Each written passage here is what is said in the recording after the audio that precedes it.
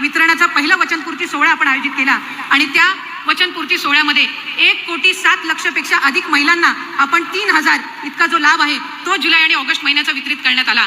आणि आज 31 ऑगस्ट रोजी 1 ऑगस्ट पासून 24 ऑगस्ट पर्यंत ज्या माझ्या माता भगिनींनी या योजनेअंतर्गत अर्ज केले त्या पात्र अर्जांचे जवळपास 52 लाख भगिनींना आजच्या या सोहळ्याच्या निमित्ताने आपण 3,000 इतकी जो त्यांचा सन्मान निधी आहे हा वितरित करत आहोत।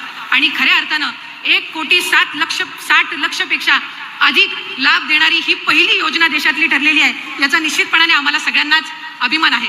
आज मोठ्या संख्येने इथं माझ्या माता भगिनी उपस्थित राहिल्या।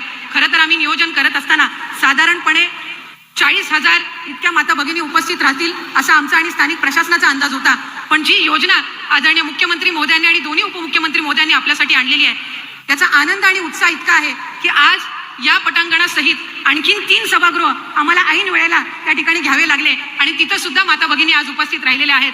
साधारणपणे 60,000पेक्षा अधिक माझ्या माता भगिनी आज या 3 लाडक्या भावांचे आभार आणि त्यांच्या समोर आनंद व्यक्त करण्यासाठी आलेले आहेत। आणि म्हणूनच खऱ्या अर्थानं पुढच्या कालावधीमध्ये सुद्धा आणखीन 1 कोटीचं उद्दिष्ट हे आपण त्या निमित्ताने ठेवलेलं आहे आणि सप्टेंबर महिन्यातले अर्ज सुद्धा आम्हाला प्राप्त व्हायला सुरुवात झालेली आहे। आणि जे उद्दिष्ट आपण महायुतीच्या सरकारने ठेवलेलं आहे की आपल्याला 2.5 कोटी महिलांना सक्षम करायचं आहे, तो 2.5 कोटीचा टप्पा हा लवकरात लवकरच आपल्या मार्फत त्या ठिकाणी पार केला जाणार आहे, याचा एक विशेष आनंद त्या निमित्ताने आहे।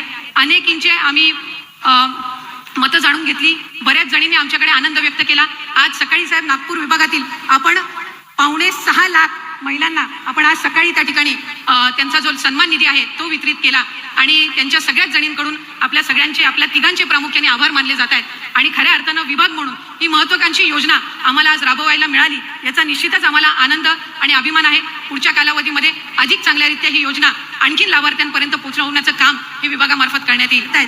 काहींनी साहेब हाही प्रयत्न केला की चुकीचे अर्ज भरून कसा या माता भगिनींचा लाभ अडवता येईल हा सुद्धा प्रयत्न करण्यात आलेला आहे, पण आम्ही विभाग म्हणून हा निर्णय घेतलेला आहे की जे काही 50,000 फॉर्म रिजेक्ट झालेले आहेत यांना सुद्धा पुन्हा फॉर्म भरण्याची संधी ही आपण सप्टेंबर महिन्यामध्ये देणार आहोत। त्यामुळे कोणीही या योजनेअंतर्गत लाभापासून वंचित राहणार नाही हा प्रयत्न विभाग म्हणून करत आहोत। त्याचबरोबर माझ्या अंगणवाडी सेविका, माझ्या मदतनीस यांनी जी मेहनत या योजनेमध्ये घेतलेली आहे ती उल्लेखनीय आहे आणि म्हणूनच नवरात्राच्या पार्श्वभूमीवर जे इन्सेंटिव्ह आपण या योजनेअंतर्गत देत आहोत ते सुद्धा देण्याचं प्रयोजन हे आम्ही नवरात्रीच्या पार्श्वभूमीवर करत आहोत। त्यामुळे खऱ्या अर्थानं महिलांना सक्षम करण्याचं काम या महायुतीच्या सरकारच्या माध्यमातून होत